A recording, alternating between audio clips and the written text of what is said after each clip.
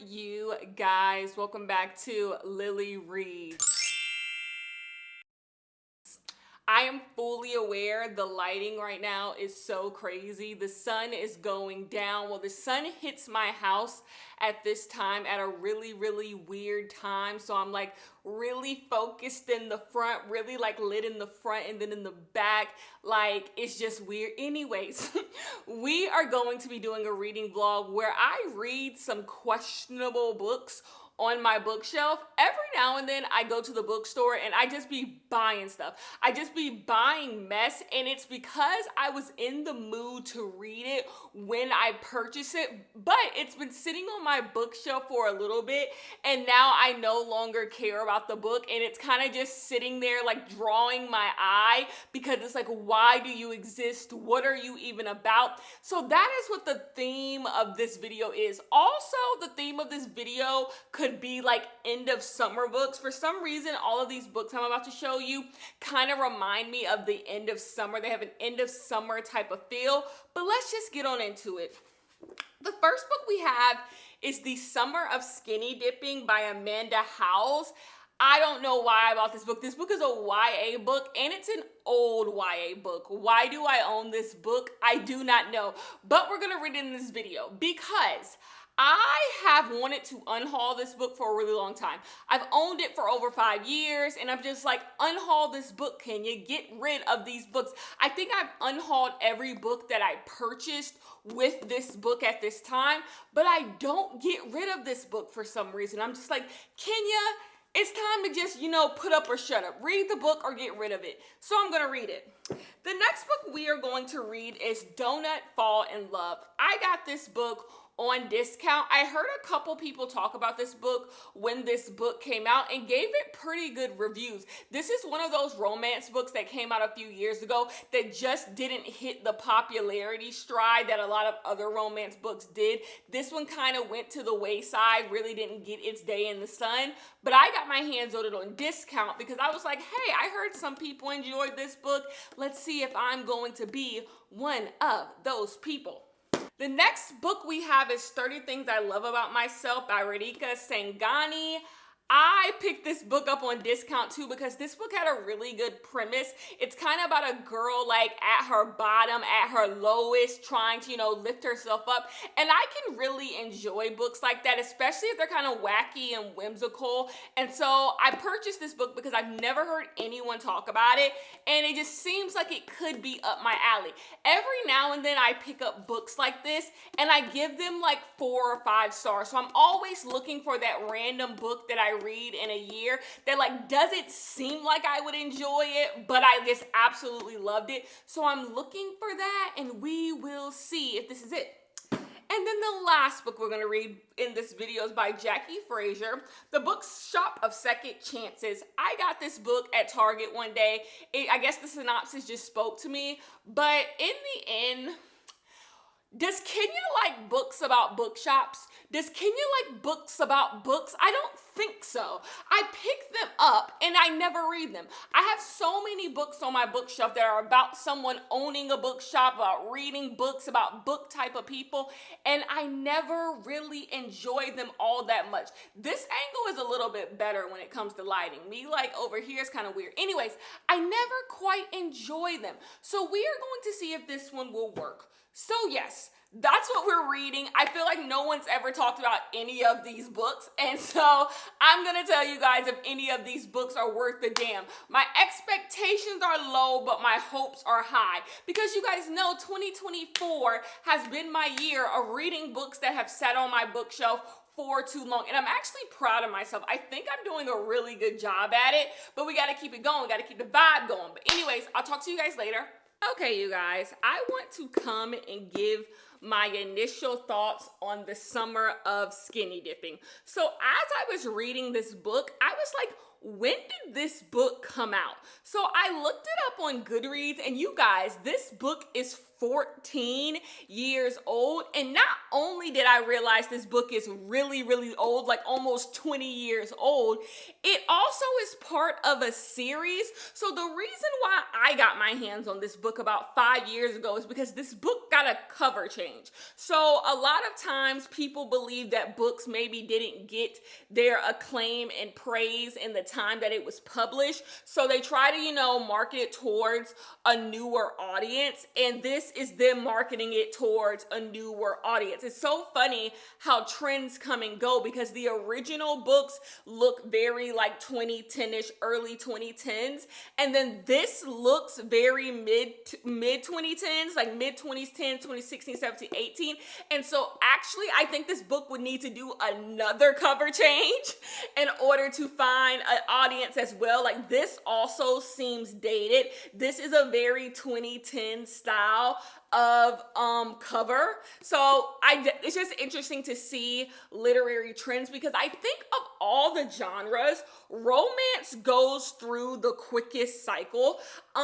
Even reading this book, the reason why I looked it up when this book came out, because it read like 2010. Like, I immediately got taken back in time to when I really started to enjoy reading. Like, it just, the way that the sentences are, like the way that they're crafted, the things that the author is saying, and I actually don't mean that in a bad way. As I was reading this book, I'm at the halfway point, a part of me was thinking about how the sentences in this book is more complex than the sentences I see in adult romance today. I do think back in the day, there was more of an emphasis put on, sentence structure and, making sentences that were interesting. So that's something that I've gotten out of this. But yeah, I didn't realize this book was so old. So anyways, what is this book about? In this book, we are following a character who is going to be spending the summer in the Hamptons with her aunt and uncle. Her aunt and uncle are very, very rich. Her mother used to be rich as well, but the family lost all of their money, and she married a guy who owns a hardware store. So her sister ended up marrying well and starting her own type of stuff. So she was able to, get her wealth back, and she bought back their childhood home in the Hamptons, and that's where they're going. So anyways, she gets to the Hamptons and realizes things aren't what they used to be. She used to go to the Hamptons and hang out with her cousins, but she quickly realizes that her cousins are seen as kind of cooler than her. They kind of grown up and she hasn't. She's dealing with a breakup. Her and her boyfriend just broke up. It wasn't a good breakup. And she's basically trying to get her footing, trying to figure out what's next for her in life. That is pretty much what it is. This book is fine. It's just perfectly fine. This book isn't for me, right? This book, I am a grown woman. I am not the audience for this book. So the way I would probably talk about this book is in a way do I think people who are the audience for this book could get something out of it? Maybe. I had to read more because I'm still interested in the book, believe it or not.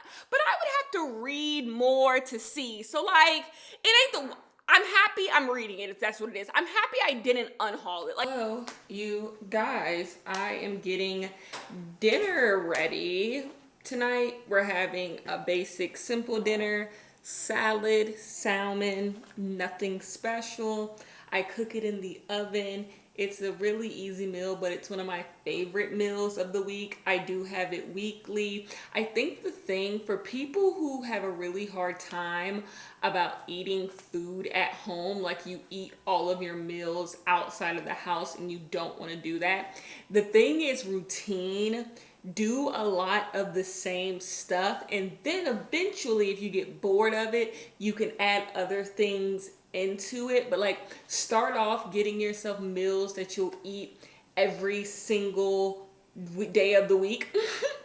And then do the same thing the next week. So have 3-4 meals that you'll eat every week, and then you can spice it up when you want to spice it up. So yeah, I eat this salmon meal every single week, and it's good every single week. So yeah, I'm gonna get that started. So yeah, you can watch me. I don't mind.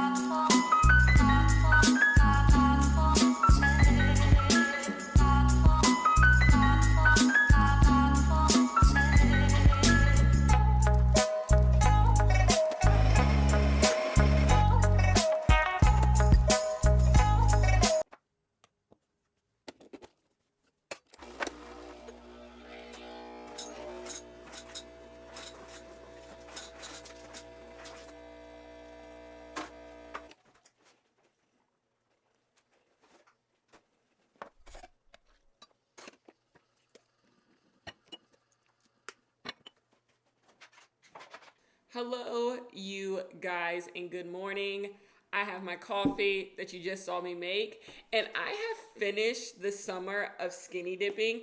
I meant to finish it last night, but I had a raging headache, and so I had to read it this morning. So I said, before I even eat breakfast, do anything, I'm gonna finish this book. So I read the last 100 pages of this book, and it is so fun to read books from over a decade ago or close to a decade ago, like older books, because you get reminded of literary trends that you totally forgot about. And this book ends with a specific narrative device. It ends with a specific plot point that like I totally forgot was like in vogue back in the 2010s, and I should have seen it coming, but I didn't see it coming, and I was just like, what the fuck? But overall, this book was just very 2010s YA. It was enough to keep me reading. I was curious, but like, this book isn't amazing. Am I going to rate this book? Absolutely not. Cause there's no point for me to rate this book. Like, and I wouldn't even give it a bad rating if I were to rate it. It's just like, I'm a grown woman. I'm not the audience for this book. And then this book came out in a specific time. Like, even if like it came out in 2010, right? That's forever ago. But then it got republished in 2019 with a new cover, which is when I got it. And even that was half a decade ago. So like, there's just no reason for me to review this, not even review this book, give it a rating of this book, because like it's already been past its time. I guess the question is, do I regret reading it? Like, no. Like I said, it's always fun going back in time. But yeah, this book ended in such a like whoa type of way. But I might, once again, I'm going on vacation very, very soon. I might pick up the sequel. I have to know what the fuck the sequel could be about in this book. Like, is it following the same character? I don't know. And am I that curious? I literally could just go read the synopsis of the next book to see. But anyways, we're going to read Donut Fall in Love. That is the next book we are going to read. We're going to switch gears. This book came out a couple years ago. Let's see when this book came out. This book came out in 2021, so kind of older. I don't really like reaching back into romance more than a year or two ago, because baby, it gets real interesting when you start reading like romance more than like a year or two ago, because the romance trends, they go so quickly. The thing is, I feel like more than any other genre, romance goes through trends quicker than any other genre. Like, this book came out in 2021, and it's going to feel like a 2021 book. Go read a romance book from 2019. It feels like 2019. Like the way that romance is written is changed so often that you can just tell when a book is like of its time. Like, even think like a book like The Hating Game. The Hating Game feels like it's of its time, even though that didn't come out that long ago. But romance isn't really written like The Hating Game anymore. I would even say a book like Beach Read is of its time, and that only came out like 4 or 5 years ago. Like, that romance just goes in, like, it just goes in and out of vogue very, very quickly. So I'm a little scared about reading a 2021 romance, even though it was only 3 years ago, because honestly, romance, I hate to say it, romance doesn't hold up a lot of times, which is, I think things holding up is something people put too much weight on. I think there is something to be said about reading something in its time, reading something in its context, reading something in its moments and enjoying it, and then looking back and being like, that wasn't the best. I think that's fine. Like, right? You know, you can only live for the now. But yeah, I'm a little nervous about a 2021 romance, but I am going to read it. And yeah, when I get some initial thoughts, I'll tell you. But I'm going to eat breakfast, and I got to renew my voter's registration. I've been putting that off forever. So let me go do some admin, and then we'll talk later. Good morning, you guys. I am here to drink my coffee and eat breakfast. But first, I need to tell you about Donut Fall in Love by Jackie Liu. I have read up to page 100 in this book.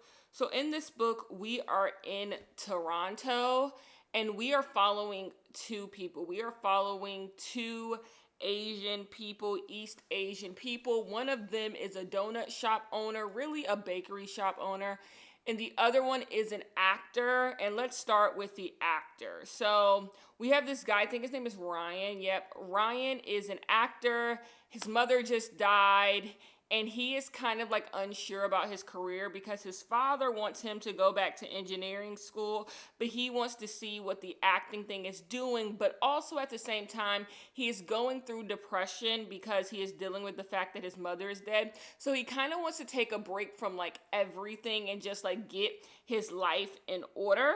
So we have him. And then we have the donut shop owner. She has a father who is dead, but he's been dead for quite a minute. She has a mother who just got back into the dating scene, and she's kind of iffy about that, you know. And so she is seeing everyone in her life kind of like pass by her. Her friends are getting married. People she went to school with are getting married. She has an apartment. She rents a condo from this lady who she wants to be friends with, who she's not friends with. Basically, she feels like her life is kind of stalled. She doesn't know what she wants to do with her life, and everything is passing her by. Well, one day, Ryan goes into this donut shop and runs into our female main character named Lindsay, and they end up, you know, having a little squabble, and it's just like, oh, okay. So then finally someone tells Lindsay, hey, that's a famous guy. And so she looks him up, and she realized, oh, he is famous and he is attractive. So Ryan gets offered to do a reality baking show, basically, and he takes it because he wants, like, you know, a palate cleanser. He doesn't really want to do the whole acting thing. Also, him and his mom used to bake together, and this was her favorite baking show. So he's like, I'm going to do it for my mom. And so he realizes that maybe he should learn a little bit about baking before he does the show. So he gets in contact with Lindsay because they ran into each other. He's like, hey, I know we had some beef, but like, can you teach me how to bake? And so she's reluctant at first, but eventually she does it. And that starts our romance between these two people. Lindsay is teaching Ryan how to bake. They both got a dead parent, and they both feel like their life is kind of stalling out. This book is fine. The worst thing about this book is the writing. How do I explain the writing of this book? This book is told in like he said this, she said this, they said, like, it's just very simple. It's almost like, you know, intro to creative writing. Like everything is just like, and then this happened, and then this happened. So then I thought, like, there's nothing complex about the sentences, or there's nothing interesting about the way that the author is saying that characters are doing stuff. It's just like he said, and then they did, and then they did, So it doesn't have that like cinematic feel that a book can have sometimes, where it feels like you're like immersed into this world. It doesn't have that because it's so like almost like a bulleted list sometimes. So that's the worst part. Also, there's no like his chapter, her chapter. It all just kind of blends together, like from page to page. We could be with a different person. Also not my favorite thing. So I guess my favorite word is a little clunky in the writing. But I do think this has an interesting enough setup. I do think I'm still in setup era. Like we're still in setup. So like 100 pages, and this book is only 300 pages, and we still doing the setup is a little unserious. I kind of want to cut to the flick of what's going to happen. So yeah, there's that, but you know, there's some stuff going. At least you guys know I'm on record saying like everything is tropey, and they don't be no plot. And this book got a whole lot of goddamn plot. Like we still gotta go do a whole reality baking show, I think. I don't know. So like there's a lot going on. You guys know I love a little reality TV element in a book. It's just I've never seen it done right. So we get some of that. That should be fun as well. But I'm gonna keep reading. If my thoughts change, we'll see. It's looking like a 3-star. I'm not upset about it. It's easy to read, but we will see. And I will come talk to you guys later. Peace. Hello, you guys. As you can see, coffee has been drank. I have sat here and I have read 100 more pages. We are past the halfway mark, and I actually have pleasant updates. Maybe favorite sex scene of the year. We got 2 sex scenes in this book in the 100 pages that I read, and baby, I enjoyed both of them. There was tension. I liked it. It just worked, and I wasn't expecting it to work. But you want to know the thing I'm really appreciating about this book? This book is talking about the Asian community, specifically the East Asian community, and talking about the different stereotypes that plague the Asian community, whether it be like within their community or whether it be the representation that they get. And I find that to be very, very interesting because I always talk about this when talking about books by authors of color, about how a lot of books fall into the same traps, even trying to defy the traps that are set for authors of colors. They end up falling into that same trap of viewing people of color through the lens of whiteness and constantly having conversations about colored people through the lens of how white people perceive us. And I'm enjoying this book kind of talking about that. This book has a main character named Lindsay who talks about her mother being anti-Asian. Basically, her mother is an Asian woman and she only dates white guys, and she talks about that. She talks about how her mother has internalized racism. Like, that's not something that just, is that all you date is white people. Like, clearly there's something going on there, and I enjoy having a conversation about that. Another thing, Ryan talking about how he's a sex symbol, but how Asian men are desexualized in popular culture and how that works, and how his need to be sexualized is to overcome the stigma that is on Asian men, that they are unattractive in some way. But we also have this idea of hypersexuality, how Asian women are often hypersexualized for the white gaze and how that works, enjoying that as well, talking about Asian mothers and all that, how like not all Asian mothers are strict, and like Asian mothers all are different across, and we constantly get this representation that all Asian mothers are so terrible and strict, and that's not always the case. Anyways, I think that's being well done. It's just interesting. It's interesting to have a story that is different, when talking about all of this stuff. So yeah, I'm probably going to finish this later on today. Only have 150 pages left. So I'm going to go play The Sims. I'm going to be honest with you. Actually, no, I'm a liar. I got to go to Sephora. Because I am out of all of my skincare stuff. So I kind of need to head over to Sephora. I don't want to, but I should. So that's what I'm going to go do. I'll talk to you guys later. Hello, you guys. I have finished Donut Fall in Love.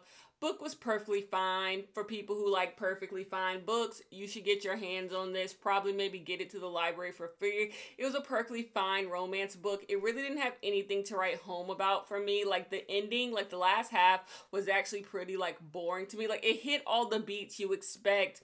It did what it was supposed to do. So I'll give it 3 out of 5 stars, but it's nothing I'm ever going to return to again.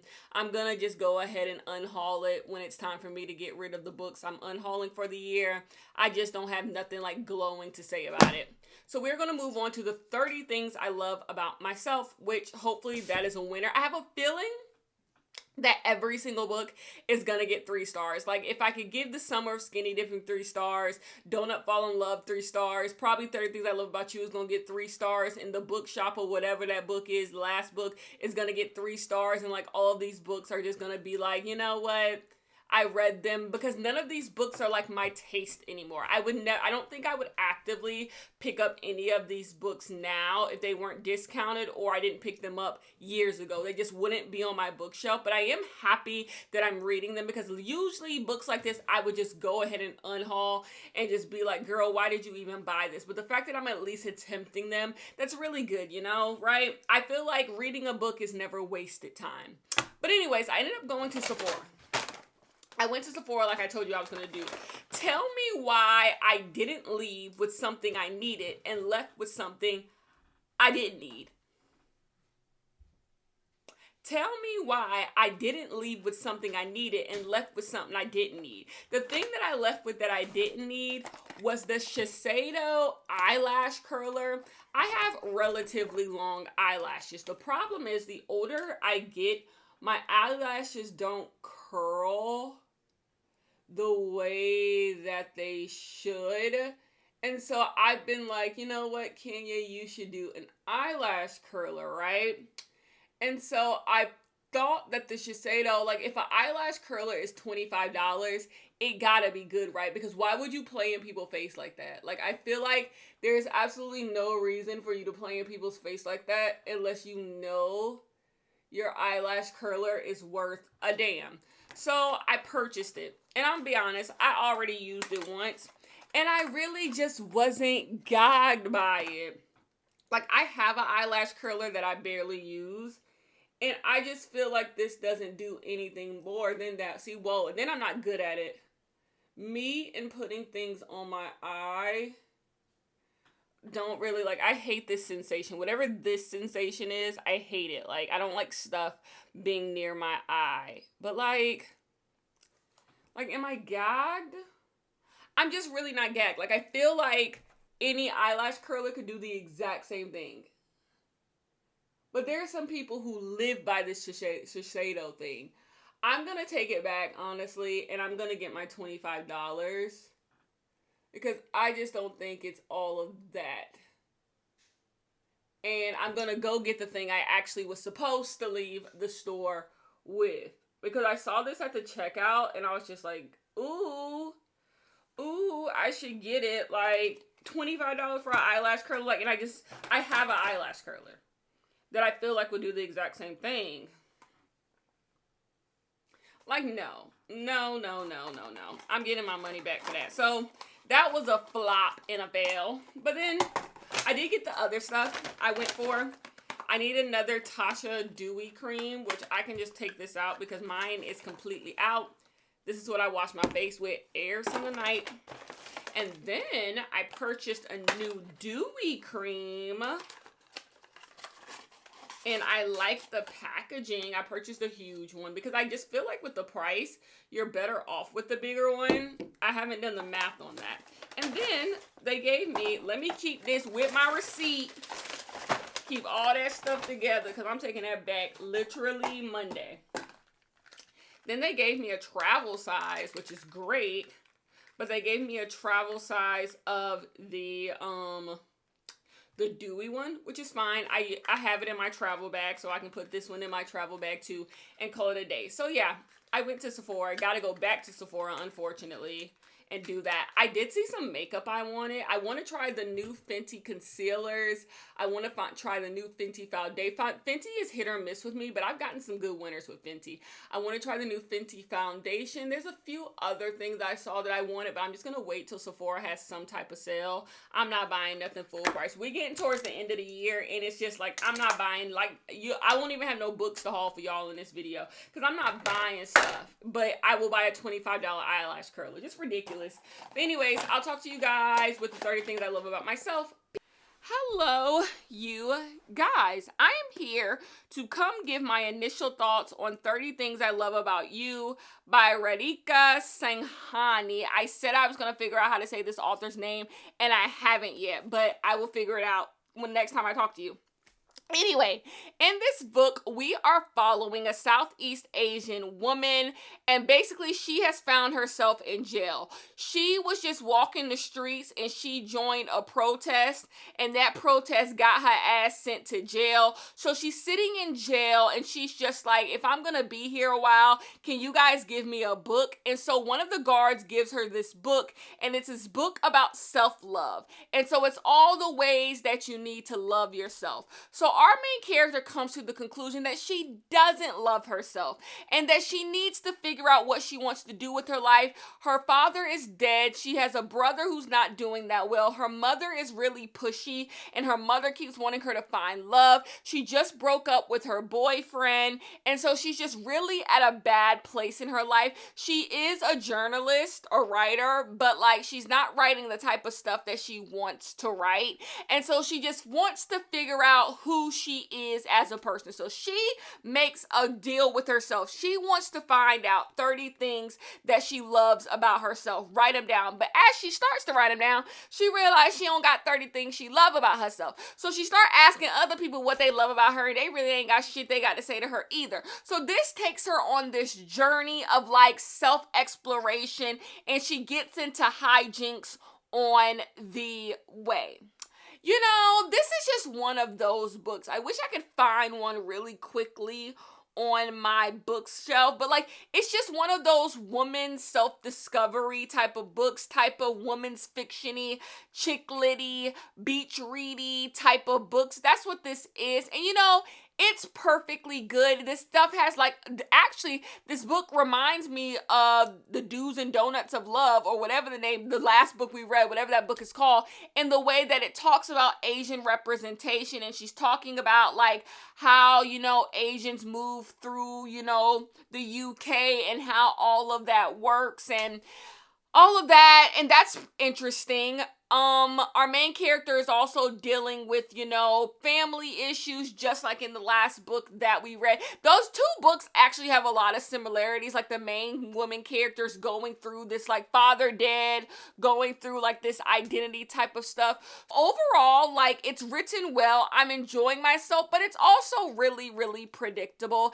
It's not doing anything you haven't seen before. I find the main character to be annoying, but sometimes I think it's intentional for the main character to be annoying. There was a moment in this book where this author was the main character in the book was talking about representation for Asian women in media, and she said something that pissed me the fuck off when she was comparing Asian people to black people. But I think the book was intentionally supposed to piss me off. We were supposed to figure out that what she was saying was some bullshit, but I thought the author was saying that shit, and I almost DNF'd. But I said, Kenya, ain't no way she doing it. But it got remedied, and I said, okay, because it got a little like black people don't deserve shit unless we get shit. And I said, wait a minute, hold up. The enemy is white people.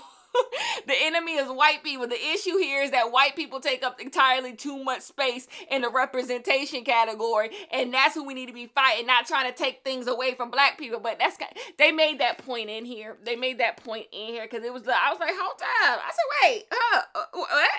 Anyways. But it's fine. It's hitting the beats. It's going to get like 3.5 maybe stars. It's just not spectacular, It's not blowing my mind. And the main character is kind of insufferable in a lot of ways. So, like, it could be great. It's just choosing not to be. Like, it's not trying to pull the wool from under me. And also, when I read the synopsis, it was like, ooh, girl goes to jail, fiance just broke up with her and all that. That's really such a small part of this book. Like, this book, like, takes on a life of its own and so much, like, chaos, but not even necessarily fun chaos. That's the thing. I think this book could be a lot more fun, and it's not. And then it goes like, Nina's life hits rock bottom. I guess her life hits rock bottom. She was already at rock bottom. Like, it's not even like, I don't know. She ain't had much going on anyways. I'm going to finish that, and I will come and give you my final thoughts, and we'll move on to the last book of this video. Wow. Anyways, peace. Hello, you guys. I have to be extremely honest. It's been a really long time since I've gotten on here to continue this vlog. First, let's talk about 30 things I love about myself. The author's name of this book is Radhika Sangani. That is how you pronounce her name. Got it. And this book is fine at best. I don't see anyone reading this and just really loving it. This is like a beach read type of book. I don't think it's trying to reinvent the wheel. My issue with this book is it's not serious enough to be taken at face value as this book that tries to help you see, you should love yourself, you should invest in yourself, you should believe in yourself. It's not done well enough or serious enough to see it as that.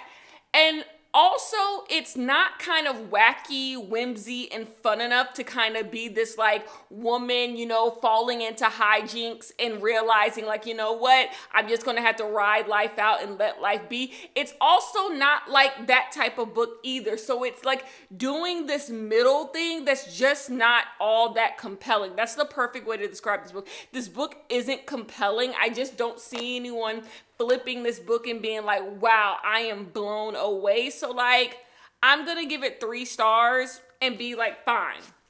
Now, I read this book days ago, finished this book days ago, and I knew I was going to give it 3 stars, which means we have given every book in this video 3 stars. Somehow, The Summer of Skinny Dipping is like my favorite book. It's the book I like compulsively read the most.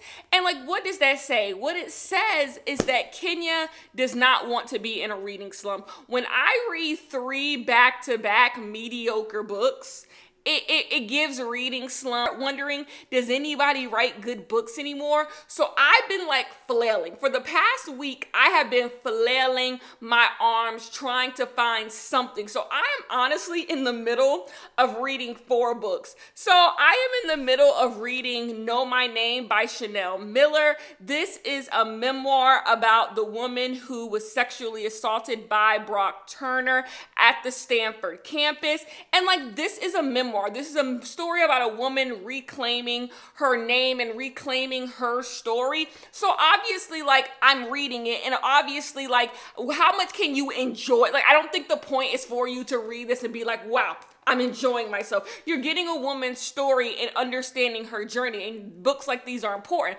But like, also, it's just like, okay, that's heavy. And so then I'm still in the middle of that, by the way. So then I moved on to This One Sky Day by Leon Ross, because this is a book that has been sitting on my bookshelf for so long. I see this book on a lot of people's bookshelves, but rarely do I see people have read this book. And so I'm like, no, I'm not going into 2025 not reading this book. I'm on page 50 of this book, and I'm enjoying it well enough, but I just started it. And so like, that's a book I'm in. And then when you're watching this, I have book club tomorrow. So I also have started When the Vibe is Right. So this is the 4th book. And then for this vlog, I am starting the Bookshop of Second Chances. I am not someone who is constantly reading like 5 books at a time. That is not my thing. I don't enjoy doing that. That's just not who I am as a reader. So the fact that I am currently in the middle of 4 books, it's just becoming ridiculous. And I want to read all of them by the end of the month. I'm obviously going to read this one because that's the point of this video. So that'll get read. When the Vibe is Right, I'll finish because it's for book club, so that'll get read. This is the one, I'm almost done with Know My Name, so this will also get finished, hopefully get finished today. I'll try to finish this before I go to bed tonight. And this is the one that I'm actually like, that actually does have me compulsively like, ooh, what's going to happen? Like, these were some good 50 pages that I read, but like, it's longer. It's long. The words are pretty big on the page, but I just don't know if I have enough time to finish it by the end of August. But I'm going to try. I'm actually going to try. I should. It's this one that I'm not sure if I'm going to finish, but the issue is just that I did not want to fall into a reading slump. And so I'm trying to find a 5-star. I'm trying to find a 5-star somewhere. So I'm grabbing stuff off my bookshelf.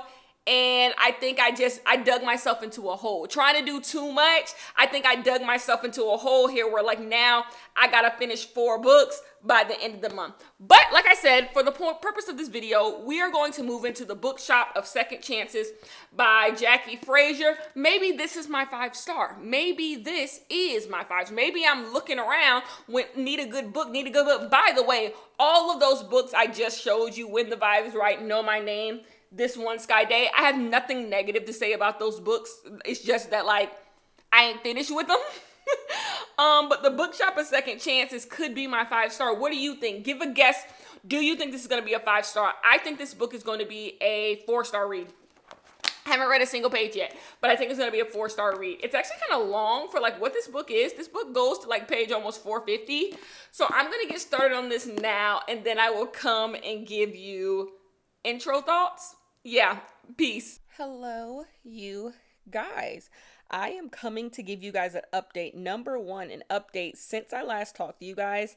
I finished 2 books. I finished Chanel Miller's Know My Name, and I finished When the Vibe is Right. We have book club tomorrow if you're watching this on the day that it's posted.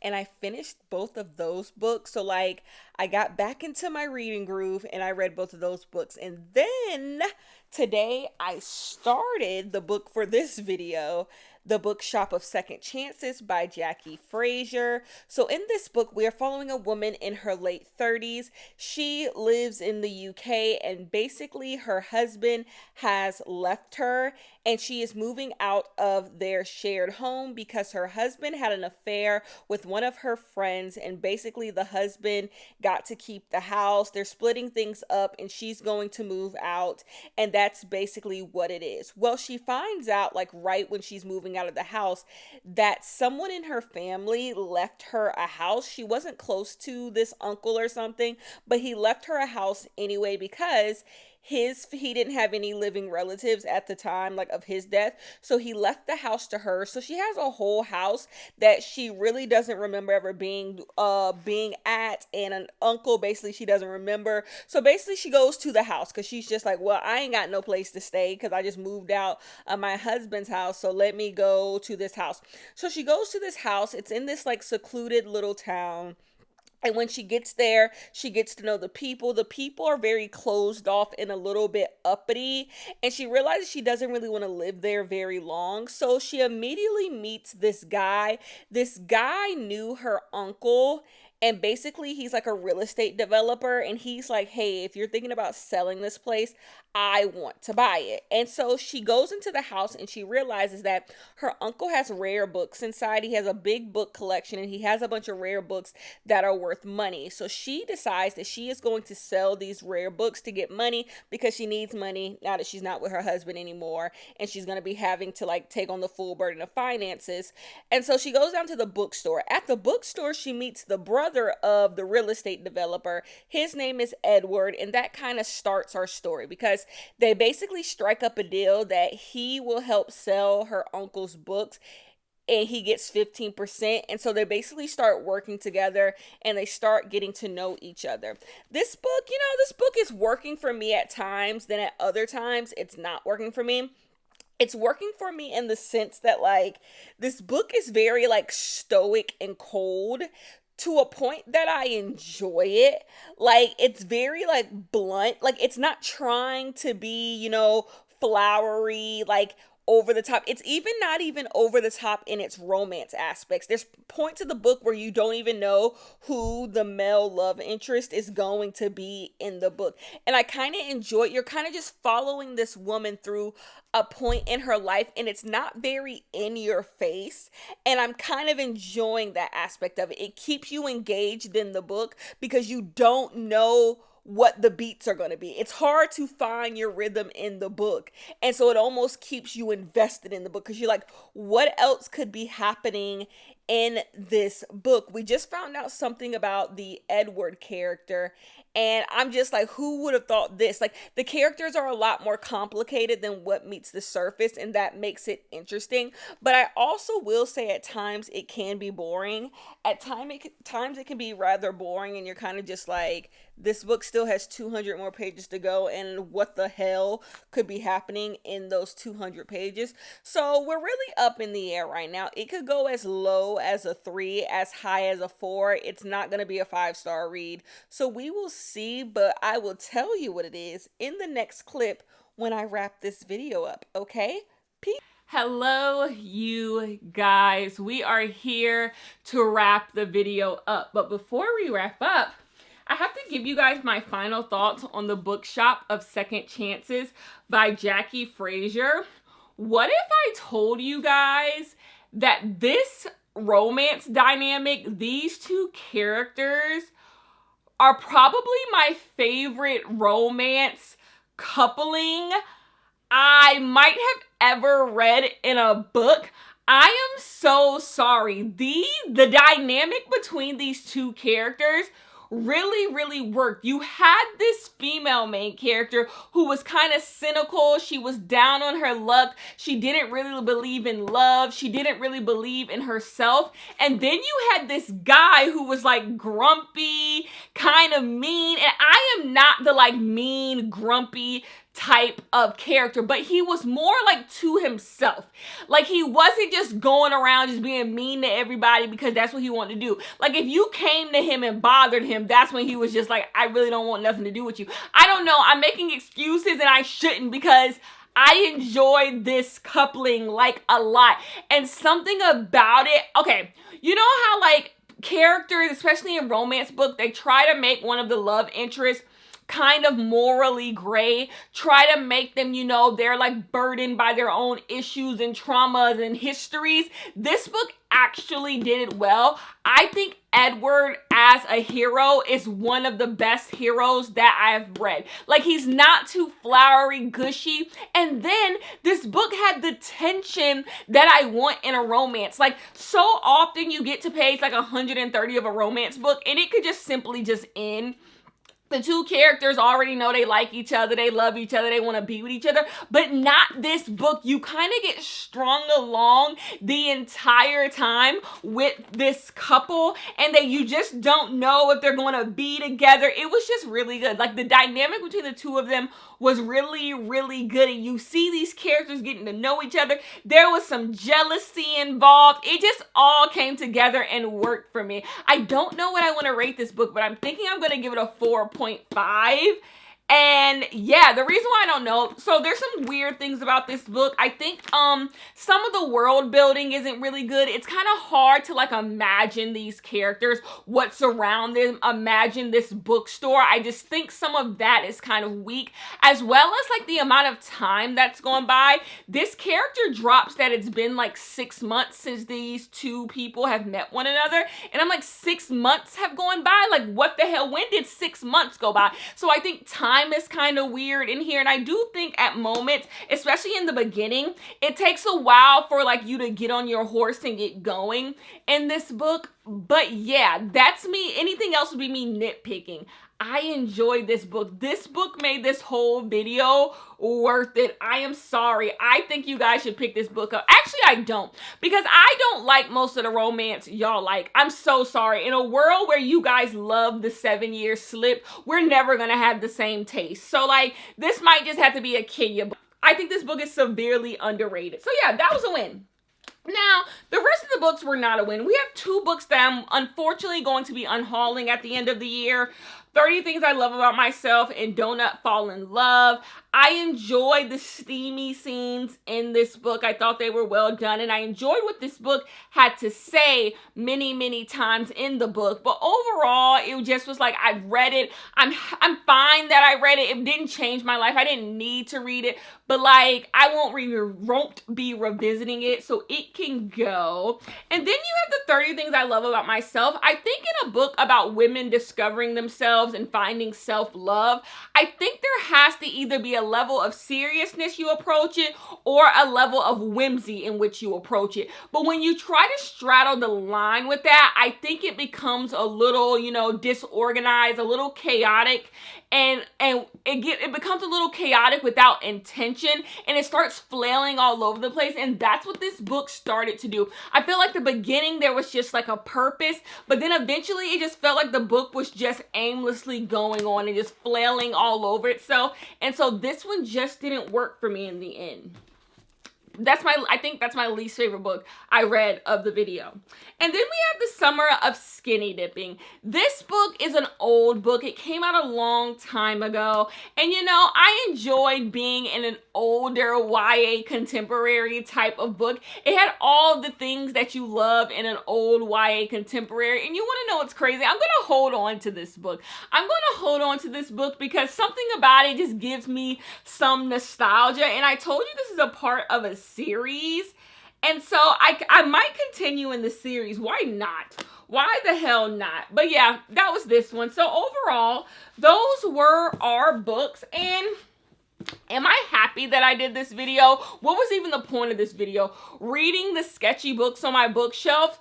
I think I learned that, like, I don't need to be buying these types of books anymore. Like, Kenya, this is just not your style anymore. You get more misses than hits. Yes, this was a hit. And I guess getting this book was worth reading these 3 books. Was it? Well, I don't mind reading The Summer of Skinny Dipping, but was it worth these 2 books? These 2 books almost put me in reading slumps. So I don't know, but I definitely probably don't need to be picking up any more of these, like, you know, self-discovery, finding yourself books. They're just really not my cup of tea these days. So yeah, I guess that's what I learned. Anyways, I will talk to you guys in the next one.